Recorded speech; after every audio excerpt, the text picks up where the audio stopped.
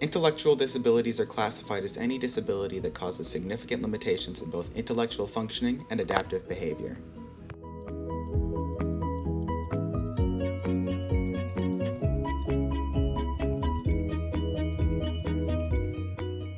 According to Mayo Clinic, approximately 6.5 million people in the United States have been diagnosed with some form of intellectual disability, and it is estimated that around 200 million people worldwide, or about 3% of the global population, have an intellectual disability.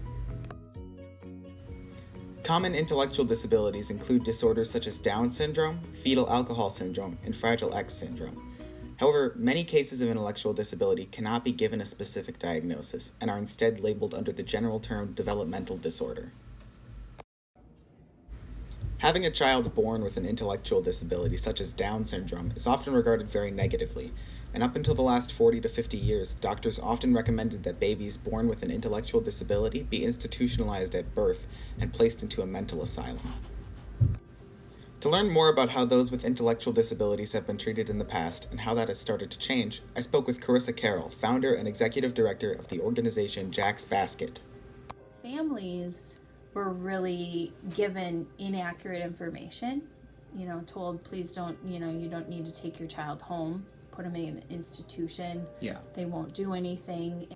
Children placed in mental asylums were often treated as people that needed to be fixed.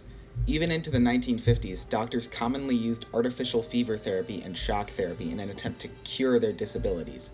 These methods were cruel and inhumane and disregarded the fundamental rights of these people.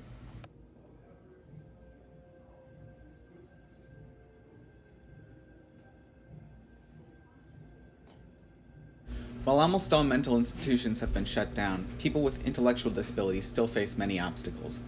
One of the largest continuing struggles for those with intellectual disabilities is unemployment.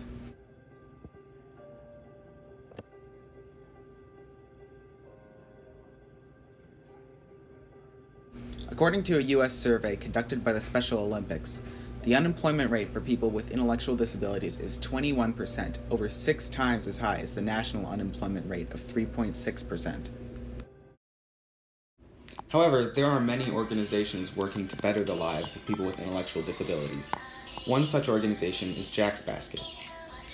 We celebrate babies with Down syndrome. My second son, Jack, has Down syndrome, and he surprised us at birth with his extra chromosome.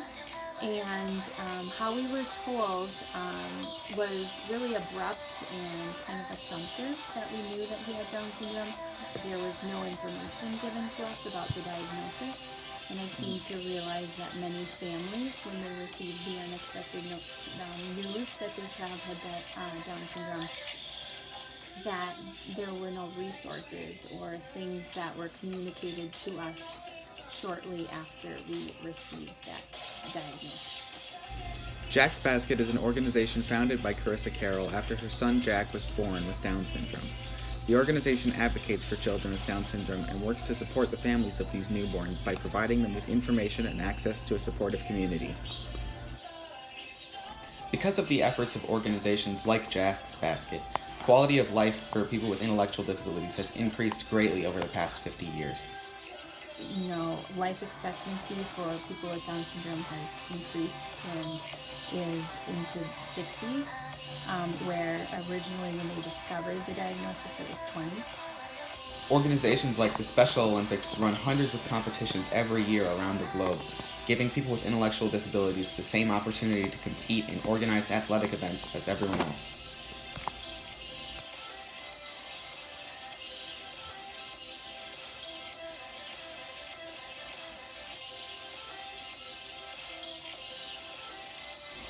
Laws have been put into place ensuring that children with intellectual disabilities receive a full public school education, just like anyone else.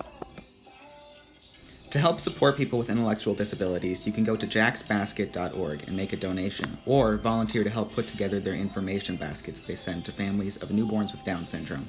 And most importantly, strive to treat people with intellectual disabilities the same way you would anybody else.